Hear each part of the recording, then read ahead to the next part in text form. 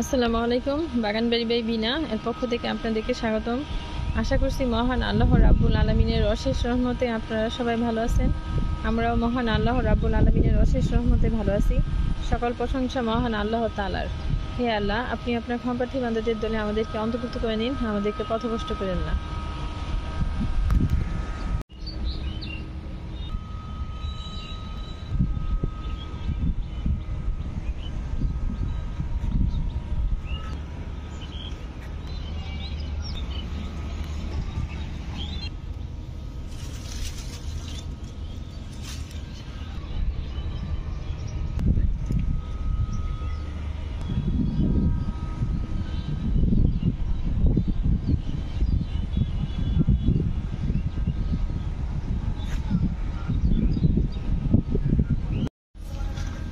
এখানে নিয়ে দিয়ে কিছু বতুয়া শাক লাগিয়ে দিব, যেহেতু শীতকাল চলে আসতেছে। তাই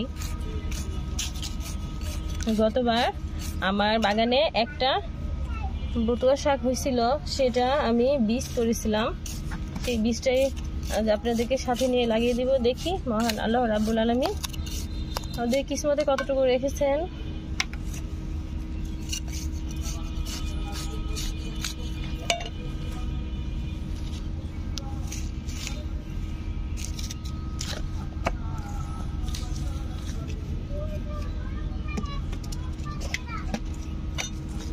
শীতকাল যেহেতু আসতেছে, বতুয়া শাক লাগালে খুব ভালোই হবে।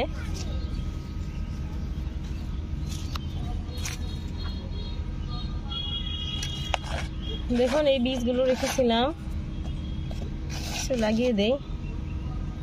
বিসমিল্লাহির রহমানির রহিম।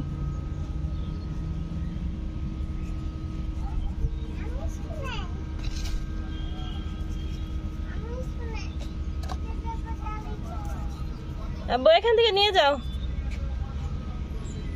এই পরিমাণ লাগালাম, এগুলো থাক, আবার লাগানো যাবে না। আব্বু নাও।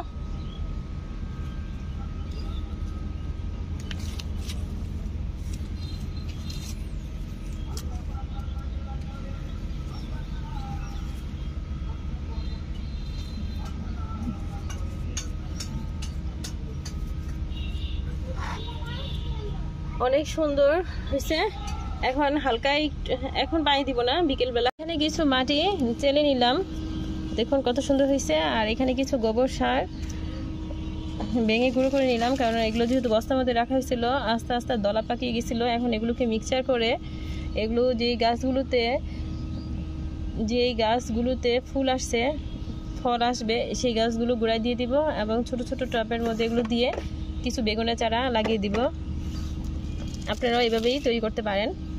আর এটার সাথে কিছু ডিমের খোসা শুকিয়ে গুঁড়া করে সেগুলো দিলেও ভালো হবে। আর কিছু কলার খোসা শুকিয়ে ছোট ছোট পিস করে কেটে দিলেও সেগুলো ভালো হবে। আর এগুলো আমার মাটিতে সবসময় থাকে, এগুলো আর দিলাম না। এই মাটিতে ডিমের খোসা এবং কলার খোসা এগুলো আছে, আগে থেকেই গুঁড়ো করা আছে, ব্লেন্ডারে মিক্সচার করে সেগুলো ডিমের খোসাগুলো দেওয়া হয়েছে, সেজন্য আমি আর এগুলো দিলাম না। এখন এগুলোর সাথে মিক্সচার করে আমি গাছে গোড়ায় দিয়ে দিব এবং ছোট ছোট টবের মধ্যেও লাগাবো। এখানে ওই সুন্দর মাটিগুলো দিয়ে দিছি।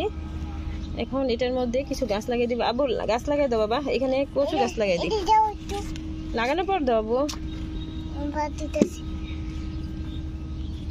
বিসমিল্লাহ বলে লাগাও। আপনাদের ভাইয়া বলছে যে কচুগুলা যদি রোদে থাকে তাহলে সেই কচু গলা চুলকায় না, সেজন্য আমি এবার এই কচুগুলো লাগিয়ে রোদের মধ্যে রেখে দিব। আর আমাদের বাগানে যে কচুগুলো হয় সেগুলো কিন্তু রোদে থাকে না, যে কারণে খেলে চুলকায়। উনি এটা বললেন। এখন দেখি কি হয়। হ্যাঁ, এখন আমি এটার মধ্যে লাগিয়ে দিলাম। না আব্বু, বিকেলে পানি দিব। এখন যেহেতু এটার মধ্যে লাগানো হয়েছে, কিছুক্ষণ আমি রোদ ছায়ায় রেখে দিব। তারপরে একদিন পর আমি এটা রোদের মধ্যে রাখবো, তা নাহলে গাছটা মরে যাবে। আমাদের শখের ছাদ বাগানে দুইটা লাউ ধরছে, লাউগুলো কচি থাকতেই কেটে ফেলি। বিসমিল্লাহির রহমানির রহিম।